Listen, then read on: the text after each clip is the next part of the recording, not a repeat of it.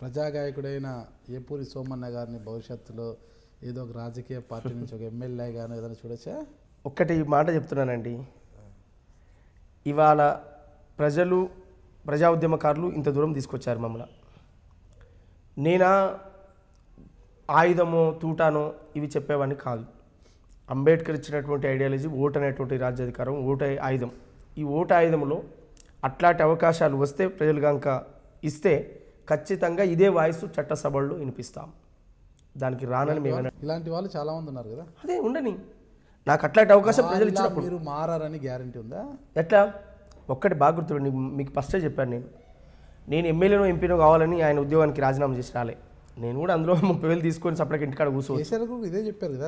వినండి, కేసీఆర్ చెప్పడం వేరే. కేసీఆర్ అసలు కేసీఆర్ వచ్చింది ఎందుకు? ఇప్పుడు అంటే ఆయనకు నాకు పొందనేనా ఏమో కావచ్చు, ఆయనకు రాజకీయాల్లోకి వస్తే కావచ్చేమో.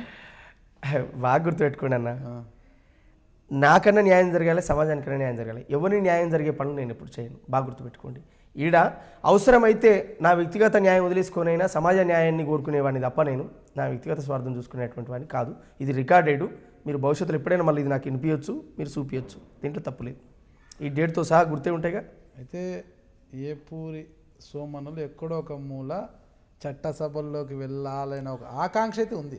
నేను మా రోజులు రావాలని పాడింది అందుకోసం. ఎందుకు ఉండదు ఎప్పుడు సోమన్నలో? ఎందుకు నేను పనికిరాని అసలు ముక్కు ముందు ఉంది. ఎవడన్నా అసెంబ్లీలో కూర్చుంటే నేను ఎందుకు పోతూ చట్టసభలకు? ఖచ్చితంగా పోతా. ఎందుకు పోతా చట్టసభలకు? ఏ దొంగ నా కొడుకు ఏముంది? కేసీఆర్ గారికి ఏమైంది? చట్టసభలో కూర్చోకూడదు ఆయన? కేసీఆర్ అదేమన్నా ముఖమేనా ముక్కేనా? ఆయన ముఖం నాంతందంగా ఉన్నాడా? ఆయన ముఖం అయింది, మీ ముఖం మీది. నాంతందంగా ఉన్నాడా అంటున్నా నేను. అంటే చట్టసభల్లో కావాల్సింది వాయిసా అందమా?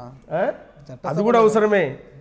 వాయిస్ అవసరమే, అందం అవసరమే. మీరు చెప్పినట్టుగా కంచా ఇలాగా రాసి కదా, సామాజిక స్మగ్లర్లు కోమటోళ్ళు అని రాసి, యుద్ధం చేయాలంటే మాంసం తినాలి, మాంసం తినకుండా పచ్చి కూరలు, కాయగూరలు, ఆకుకూరలు తినే యుద్ధం ఏం చేస్తారన్నట్టుంది.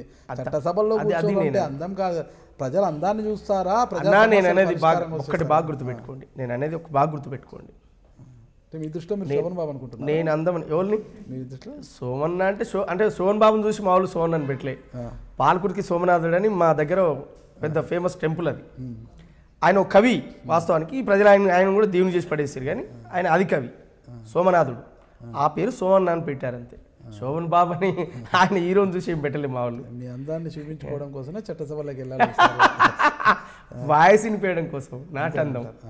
కేసీఆర్ గారు సందర్భం వచ్చిందని అట్లా అన్న నేను. కేసీఆర్ గారు అటువైపు, మీరు ఇటువైపు కూర్చున్నప్పుడు మీ అందంతో ఢీకొంటారా, మీ వాయిస్తో ఢీకొంటారా? ఆయన అందంతో కాదు, వాయిస్తో ఢీకొంటాను. అంతేనా? అందంతో కాదు, వాయిస్తో చంపేస్తానంటారా? చంపను కానీ ఫైల్ మీద సంతకం పెట్టేదాకా ఎంట పడతా. అంతేనా? ఓకే, మీ భవిష్యత్ ఆకాంక్ష ఏంటి? అసలు తెలంగాణ ప్రజలకు మీరు ఎలాంటి సందేశం ఇవ్వాలనుకుంటున్నారు? తెలంగాణ ప్రజలకు నేను ఇచ్చేటువంటి సందేశం ఏంటంటే, వ్యవసాయం అనేది, వ్యవసాయ రంగానికి ఒక చట్టం తేవాలి. అసలు వ్యవసాయం అనేది ప్రతిదానికి ఒక చట్టం ఉంది, ఒక రేటు ఉంది. కానీ వ్యవసాయ రంగాన్ని, రైతాంగాన్ని మాత్రం ఏ ప్రభుత్వాలు, గత పాలకులైనా ఎవరు కూడా రైతాంగాన్ని పట్టించుకుని రైతాంగాన్ని చూసిన పరిస్థితి లేదు. రైతు అంటే ఒక ఏలనగా, రైతు అనగానే ఏందా అంటే బ్యాంకుకు పోయినా, ఎంఆర్ఓ ఆఫీస్కి పోయినా, పోలీస్ స్టేషన్కి పోయినా, ఇంకెక్కడికి పోయినా, ఏ అధికారి కాడికి పోయినా రైతు అనగానే ఒక చిన్న చూపు. కానీ ఈ దేశానికి బోబెట్టేటువంటి రైతును గౌరవించలేనటువంటి సమాజం. ఫస్ట్ అట్లా చట్టాలు రావాలి, అట్లా చట్టాలు చేయాలి, రైతును గౌరవించాలి.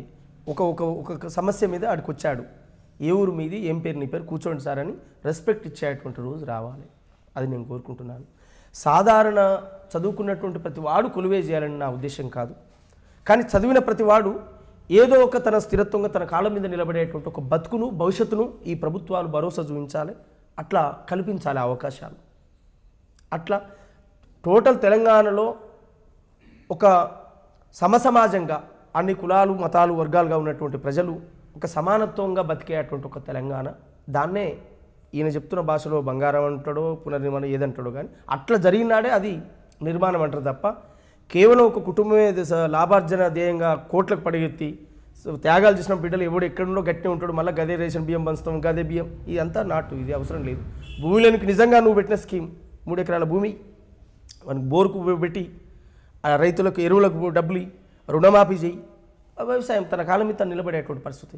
చదువుకున్నోనికి కొలువులు అన్నింటిలో నింపలేవనుకో, ఇండస్ట్రీలు పెట్టి 650 కోట్లు పుష్కరాలు పెడుతున్నావు, నీళ్ళలో వృధాగా పోసిపోతున్నావు, అట్లా డబ్బులు పెట్టి వాళ్ళకి అన్ఎంప్లాయ్మెంట్ కలిగించు. ఇట్లాంటి ఒక మార్పును తీసుకొచ్చినప్పుడు రాష్ట్రం వచ్చిన దానికి రాని దానికి తేడా అయిందని ప్రజలు గమనించగలుగుతారు. అది రావాలని నేను కోరుకుంటాను భవిష్యత్తులో. ఏపూరి వెంకన్న గారికి దైవభక్తి ఉందా? ఏపూరి సోమన్న గారికి దైవభక్తి ఉందా? నేను దైవభక్తి అంటే నేను మహానుభావులు నన్ను నమ్ముతాను. నేను ఇక దైవభక్తి ఉందా లేదనంటే ఈ సమాజంలో పుట్టినాం కనుక, ఇప్పుడు బాబాసాహెబ్ అంబేద్కర్ కనుక నేను హిందువుగా పుట్టాను కానీ హిందువుగా చావననేటువంటి కాన్సెప్ట్ ఏదైతుందో, ఇలా మేము పుట్టింది కూడా అక్కడి నుంచే వచ్చాం, ఆ నేపథ్యం నుంచే కనుక. జనరల్గా ఏంటంటే గ్రామీణ ప్రాంతాల్లో ఉన్నటువంటి ఎల్లమ్మ పుల్లమ్మలు ఇవి తాత ముత్తాతల నుంచి, ఇప్పుడు మా బాయికాడ ఓ ఉప్పలమ్మను పెట్టేది, నేను ఆడ ఉప్పలమ్మ ఏదే అని మా నాయనమ్మను పోయి అడిగితే అదే ఉప్పలమ్మ బిడ్డ ముక్క అనేది, అంటే ఒక రాయి 2 రాళ్ళు నాటి మీదంగా ఓ రాయి బండ పెట్టేది, ఆడ కొబ్బరికాయ కొట్టి ఒక కోడిని కోయడం ఏటను కోయడం వచ్చి దండం పెట్టి మొక్కుని మళ్ళీ మేమే తినేది తాగేది. అంటే అట్టాటి దేవుళ్ళ నేను ఇష్టపడతాను. తిని తాగుడు దేవుళ్ళు అనేది ఇష్టపడతారు. వాళ్ళు ఏం ఆశించరుగా మా నుంచి వీళ్ళ డబ్బు ఆశించి మా నుంచి ఇది చేసే దేవుళ్ళని నేను ఇష్టపడను. వీళ్ళు దేవుళ్ళు గ్రామీణ దేవతలు, వీళ్ళు ఎల్లమ్మ పుల్లమ్మ మీరు విశ్వసించారా? మా తాత ముత్తాతల నుంచి వస్తున్న ఆచారం అది. ఏడుకొండల స్వామిని విశ్వసించారు మీరు? ఏడుకొండల స్వామి దగ్గర మొక్కు వేయాలి కదా, డబ్బులు వేయాలి, జుట్టు వేయాలి. డబ్బులు ఇచ్చే దేవుళ్ళకైతే నేను పోను, నన్ను తినబెట్టి నన్ను నిమ్మలపెట్టే దేవుళ్ళకైతే నేను పోతాను. మొక్కి మంది సిందేస్తారా మీరు? ఎవరు? నేను ఒక మాట చెప్పాను మీకు, నేను ఒక పాటలో రాశాను, నేను ఏమని రాసా, మా ఊళ్ళో పల్లె చుట్టుముట్టు అల్లుకోను పెరిగే చూడ చక్కని తాటి వనము, పొద్దున పొద్దుకి తేడన్నదే లేక ఎగబడి తాగేరు జనము. మాకున్నటువంటి గ్రామీణ ప్రాంతంలో ఉన్నటువంటి పరిస్థితి ఏంటంటే, 2 రూపాయల కళ్ళు, నేను చిన్నప్పుడు ఉన్నప్పుడు 2 రూపాయలకు సీసా, ఒక సీసా కళ్ళు వచ్చేది 2 రూపాయలకు. ఈ 2 రూపాయల సీసా కళ్ళు 4-5 ఫ్రెండ్స్ అందరం బావులకాడికి పోయేది, చిలకల కాడికి బావులకాడి పసలు కొట్టుకొని పోయేది. పొద్దటి పూట కళ్ళు చాలా అద్భుతంగా ఉంటుంది. ఆ కళ్ళును నీరా అంటారు, నీరా అంటారు, మా ప్రాంతంలో కళ్ళే అంటారు, నీరేమన్నారు. ఆ కళ్ళును ఆ 2 రూపాయలు దొరకడమే మాకు చాలా కష్టం.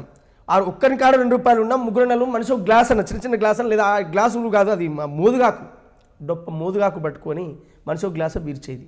అది ప్రకృతి ఇచ్చినటువంటి వరం. అట్లా తాగి చిందేసి ఏదో చేయాల్సినటువంటి పరిస్థితి ఏముండవు. తాగరా మీరు? కొంత ఆపద తాగరనేటువంటి విషయం నేను చెప్పడం కాదే. ఇప్పుడు నేను తాగనన్నా, నేను శుద్ధపూసరన్నా, నేను బుద్ధిమంతురని చెప్పే అలవాటు నాకు లేవు. కానీ ఎప్పుడైనా గ్రామీణ ప్రాంతంలో మంచి చెడు అట్లాంటి వాతావరణం ఉన్నప్పుడు ప్రజలతో అట్లా కలిసిపోయి ఉండేటువంటి వాతావరణం ఉంటాం, కానీ మొత్తం అదే పనిగా పెట్టుకోవడం లేకపోతే అట్లా ఇట్లా ఉండేటువంటి పరిస్థితి మాకు లేదు. సినిమాల కన్నా వెళ్తారు? సినిమా సామాజిక అవేర్నెస్ ఉన్నటువంటి సినిమాలకు వెళ్తారు. నారాయణమూర్తి సినిమాలకు వెళ్తారేమో పక్కా, మీరు పోదన్నా పోతా. ఇక అంతకుమించి ఇంకేమైనా సోషల్ అవేర్నెస్తో వచ్చేటువంటి మూవీలకు ఖచ్చితంగా పోతాను.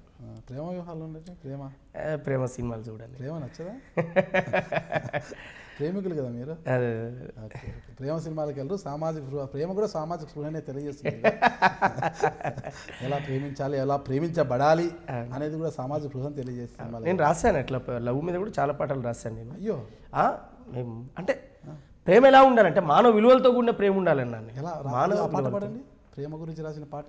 మానవ విలువలతో కూడినటువంటి ప్రేమ ఉండాలి. మనిషి మోసం చేసుకొని ద్రోహం చేసేటువంటి ప్రేమలో నేను ఎందుకులే. ప్రేమ గురించి ఒక పాట పాడండి. అన్ని కూడా ఇప్పుడు కేసీఆర్ గారికి వ్యతిరేకంగా పాడారు పాటలు, ప్రేమ గురించి కూడా ఒక పాట పాడండి. కేసీఆర్ గారి పైన మీకున్న ప్రేమపై పాట పాడండి ఒకటి. ఆ ప్రేమతో చెప్పినగా మా పల్లెకి మళ్ళీ వస్తారా సార్ మీరని, అది ప్రేమతోటే. అందులో ఏమన్నా చెడు పదాలు వాడానా నేను? సారే అని సంబోధించాను ఆయన. అంతేనండి, అంతే. ఇప్పటికీ ఓకే, సమాజంలో ఎవరంటే మాకేం వ్యతిరేకం, కానీ వ్యవస్థను బస్సు బట్టి ఇచ్చేటువంటి పరిస్థితులు ఎవరున్నా మేము కలం ఎక్కువ పెడతాం, రాస్తాం, పాడతాం. అది ఓకే. థ్యాంక్ యూ సోమన్న గారు.